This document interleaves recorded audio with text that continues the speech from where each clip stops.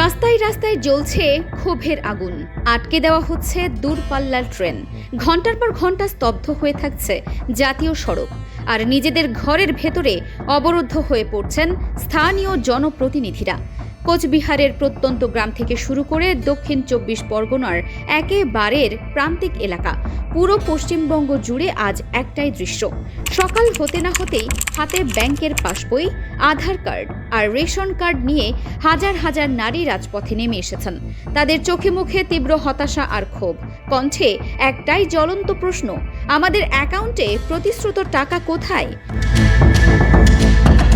পরিস্থিতি এতটাই উত্তপ্ত যে ক্ষোভের মুখে পড়তে হচ্ছে প্রশাসনের শীর্ষ মহলকে। জেলায় জেলায় জনপ্রতিনিধি ও মন্ত্রীদের কনভয় আটকে বিক্ষোভ দেখাচ্ছেন সাধারণ মহিলারা। যে নারী শক্তির উপর ভর করে এক নতুন রাজনৈতিক আবহের সূচনা হয়েছিল মাত্র কয়েক মাসের ব্যবধানে, সেই মায়েরাই আজ কেন বর্তমান প্রশাসনের বিরুদ্ধে রাজপথে? ঠিক কী ঘটেছিল নির্বাচনী প্রতিশ্রুতি টেবিলে, আর বাস্তবতায় কেন তৈরি হলো এই ভয়াবহ সংকট? পুরো ঘটনার অন্তরালের সত্য জানতে বাংলা ভাইরাল 24-এর আজকের এই বিশেষ রাজনৈতিক অনুসন্ধানটি শেষ পর্যন্ত দেখুন। এই সংকটের মূল কারণ বুঝতে হলে আমাদের ফিরে তাকাতে হবে ঠিক কয়েক মাস আগের তীব্র নির্বাচনী আবহের দিনগুলোতে। সে সময় রাজনৈতিক পরিবর্তনের লড়াইয়ে একটি বড় চমকপ্রদ ঘোষণা সামনে আনা হয়েছিল: অন্নপূর্ণা ভাণ্ডার। প্রতিশ্রুতি দেওয়া হয়েছিল নতুন সরকার গঠিত হলেই রাজ্যের প্রতিটি প্রাপ্তবয়স্ক মহিলার ব্যাংক অ্যাকাউন্টে প্রতি মাসে পৌঁছে দেওয়া হবে সরাসরি ৩,০০০ টাকা। এর আগে লক্ষ্মীর ভাণ্ডার প্রকল্পের মাধ্যমে মহিলারা যে নির্দিষ্ট অঙ্কের আর্থিক সহায়তা পেতেন, নতুন এই ঘোষণাটি ছিল তার চেয়ে বহু গুণ বেশি। শুধু তাই নয়, প্রতিশ্রুতিতে বলা হয়েছিল কোনো জটিলতা থাকবে না, প্রতিটি ঘরে ঘরে এই সুবিধা পৌঁছাবে জলের মতো সহজে। এই একটি ঘোষণায় রাজ্যের নির্বাচনী সমীকরণে বড় প্রভাব ফেলেছিল। মধ্যবিত্ত থেকে শুরু করে প্রান্তিক ও নিম্নবিত্ত পরিবারের নারীরা সংসার খরচের বাড়তি নিশ্চয়তা ও স্বাবলম্বী হওয়ার গভীর আশায় এই প্রতিশ্রুতির উপর ভরসা রেখেছিলেন। রাজনৈতিক বিশ্লেষকদের মতে সাম্প্রতিক পরিবর্তনের পেছনে অন্যতম বড় শক্তি ছিলেন এই নারী ভোটাররাই। কিন্তু সরকার গঠনের পর যখন বাস্তবে সেই প্রতিশ্রুতি বাস্তবায়নের সময় এলো, তখনই সৃষ্টি হলো নজিরবিহীন প্রশাসনিক জটিলতা। প্রশাসনিক খাতা বলছে ইতোমধ্যে রাজ্যের প্রায় ১.৫ কোটি মহিলার ব্যাংক অ্যাকাউন্টে অন্নপূর্ণা ভাণ্ডারের অর্থ পৌঁছে দেওয়া হয়েছে। সরকারের পক্ষ থেকে দাবি করা হচ্ছে এটি একটি বিশাল কর্মযজ্ঞ এবং ধাপে ধাপে বাকি সকলের কাছে এই অর্থ পৌঁছে যাবে। কিন্তু বাস্তবের চিত্রটি সম্পূর্ণ ভিন্ন। সরকারি হিসাব আর সাধারণ মানুষের বাস্তব অভিজ্ঞতার মধ্যে তৈরি হয়েছে আকাশ পাতাল ফারাক। সমস্যাটি ঠিক কতটা তীব্র তা স্থানীয় পর্যায়ের বাস্তব পরিস্থিতির দিকে তাকালে স্পষ্ট হয়। দেখা যাচ্ছে একই পাড়ায় একটি সচ্ছল পরিবারের গৃহিণীর ফোনে হয়তো টাকা জমা হওয়ার বার্তা চলে এসেছে, অথচ তার ঠিক পাশের ভাঙাচোরা ঘরের মহিলা, যার দিনমজুর স্বামী শারীরিক অসুস্থতা নিয়েও কোনো মতে দিন গুজরান করছেন, তার অ্যাকাউন্টে কোনো টাকাই ঢোকেনি। এই ধরনের তীব্র অসামঞ্জস্য যখন চোখের সামনে স্পষ্ট হয়ে উঠছে, তখন তৈরি হচ্ছে গভীর সামাজিক অসন্তোষ।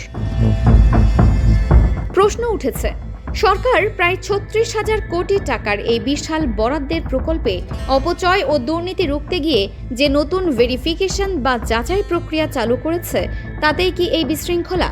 অতীতের তালিকায় কোনো অনিয়ম ছিল কিনা তা খতিয়ে দেখতে গিয়ে যে কড়াকড়ি শুরু হয়, মাঠ পর্যায়ে স্পষ্ট নির্দেশিকা ও সঠিক প্রশিক্ষণের অভাবে তা উল্টো বিভ্রান্তি ডেকে এনেছে। স্থানীয় রাজনীতি এবং স্বজন পোষণের কারণে এক পরিবারের একজন সুবিধা পাচ্ছেন তো অন্যজন বাদ পড়ছেন। ফলে পাড়ায় পাড়ায় যেমন ক্ষোভ তৈরি হচ্ছে, তেমনি পরিবারের ভেতরেও সৃষ্টি হচ্ছে মনোমালিন্য। এই ক্ষোভে আরও ঘৃতাহুতি দিয়েছে প্রশাসনের পরস্পর বিরোধী বার্তা।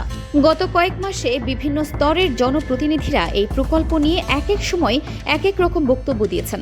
কখনো বলা হয়েছে শর্তহীনভাবে সব মহিলাই এই অর্থ পাবেন, আবার কখনো বলা হয়েছে কেবল অতি দরিদ্র সীমার নিচে থাকা মানুষরাই এর যোগ্য হবেন। এই স্পষ্টতার অভাব সাধারণ মানুষকে চরম অনিশ্চয়তায় ফেলে দিয়েছে।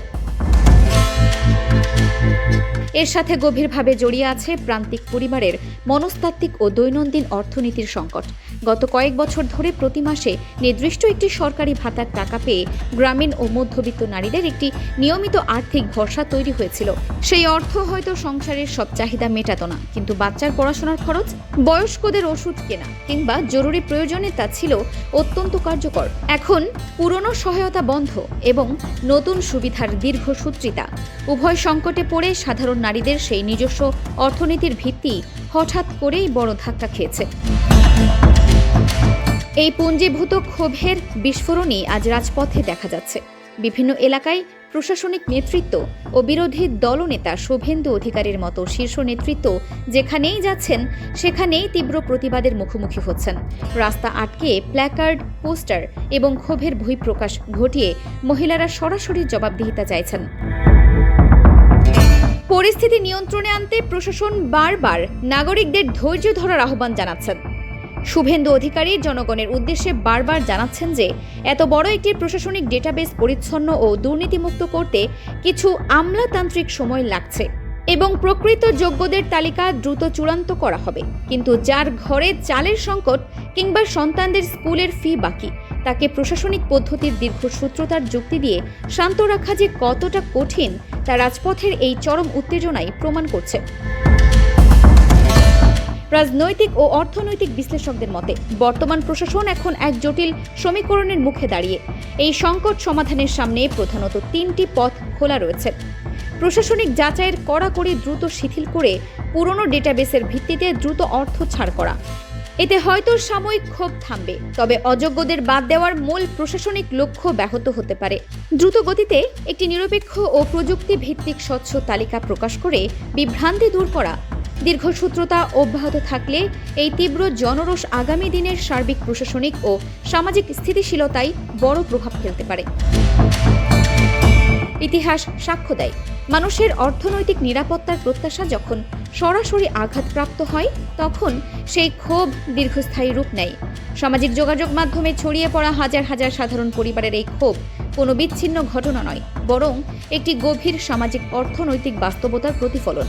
একটি গণতান্ত্রিক ব্যবস্থায় নির্বাচনী প্রতিশ্রুতি রক্ষা এবং প্রশাসনিক স্বচ্ছতা বজায় রাখা উভয়ই অত্যন্ত সংবেদনশীল বিষয়। এখন দেখার বিষয় সরকার কিভাবে দ্রুত এই যাচাই প্রক্রিয়া সম্পন্ন করে সাধারণ মানুষের আস্থা পুনরুদ্ধার করে। আপনার এলাকায় কি অন্নপূর্ণা ভাণ্ডারের টাকা পৌঁছানো নিয়ে এমন কোনো সমস্যা দেখা যাচ্ছে? এই সংকট সমাধানে সরকারের ঠিক কোন পদক্ষেপ নেওয়া উচিত বলে আপনি মনে করেন? আপনার মতামত কমেন্ট করে জানান। রাজনৈতিক ও সামাজিক খবরের নির্ভরযোগ্য ও গভীর বিশ্লেষণের জন্য আমাদের চ্যানেল বাংলা ভাইরাল 24 এখনই সাবস্ক্রাইব করুন এবং বেল আইকনটি অন করে রাখুন। ধন্যবাদ। সুস্থ থাকুন, সচেতন থাকুন।